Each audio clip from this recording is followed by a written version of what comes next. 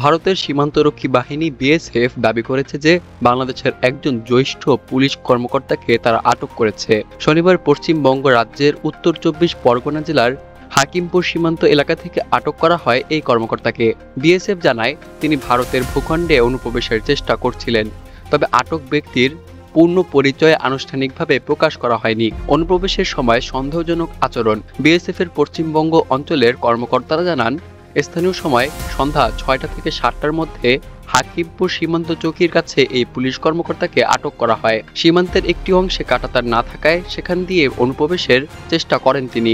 এ সময় তার সন্দেহজনক চলাফেরা বিএসএফ সদস্যদের দৃষ্টি আকর্ষণ করে। পরে তাকে আটক করে জিজ্ঞাসাবাদের পর পশ্চিমবঙ্গ পুলিশের কাছে হস্তান্তর করা হয়। পরিচয়পত্র থেকে বাংলাদেশ পুলিশের প্রমাণ। আটক ব্যক্তির কাছ থেকে একটি পরিচয়পত্র উদ্ধার করেছে বিএসএফ। এতে স্পষ্টভাবে উল্লেখ রয়েছে যে তিনি বাংলাদেশ পুলিশের একজন কর্মরত কর্মকর্তা। ভারতের নিরাপত্তা বাহিনী বলছে, পরিচয় যাচাই করে দেখা গেছে এটি আসল পরিচয়পত্র এবং তিনি সত্যিই বাংলাদেশ পুলিশের একজন জ্যেষ্ঠ কর্মকর্তা। তবে তিনি কেন ভারতে অনুপ্রবেশের চেষ্টা করছিলেন সেটি এখনো অস্পষ্ট রয়ে গেছে। পশ্চিমবঙ্গ পুলিশের জিজ্ঞাসাবাদ। ওই পুলিশ কর্মকর্তাকে হস্তান্তরের পর পশ্চিমবঙ্গ পুলিশ তাকে জিজ্ঞাসাবাদ করছে।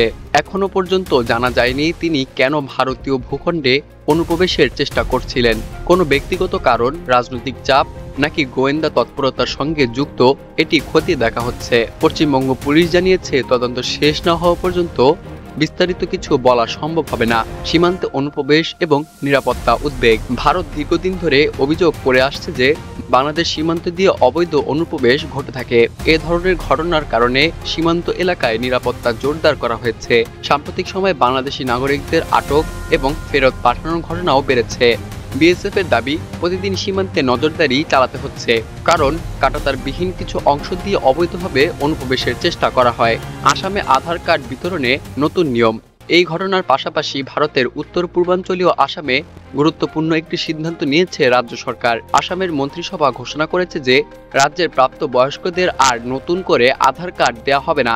মুখ্যমন্ত্রী হিমন্ত বিশ্ব শর্মা বলেছেন, অবৈধ অনুপ্রবেশকারীরা যাতে আধার কার্ড সংগ্রহ করতে না পারেন সেটি মূল উদ্দেশ্য।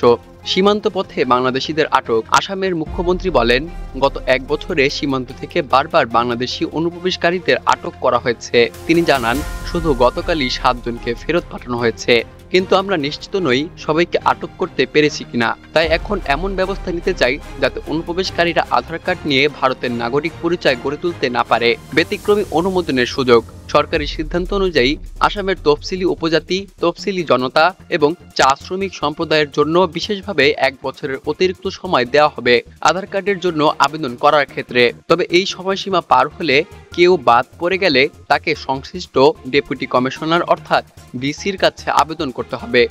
এরপর DC, police super, foreigners tribunal সহ সংশ্লিষ্ট অংশীদারদের সঙ্গে আলোচনা করে শুধুমাত্র ব্যতিক্রমী ক্ষেত্রে অনুমোদন দেওয়া হবে। এক্ষেত্রে প্রশ্ন উঠছে, কেন শেখ হাসিনা এখনো ভারতে রয়েছে? তিনিও তো একজন বাংলাদেশি।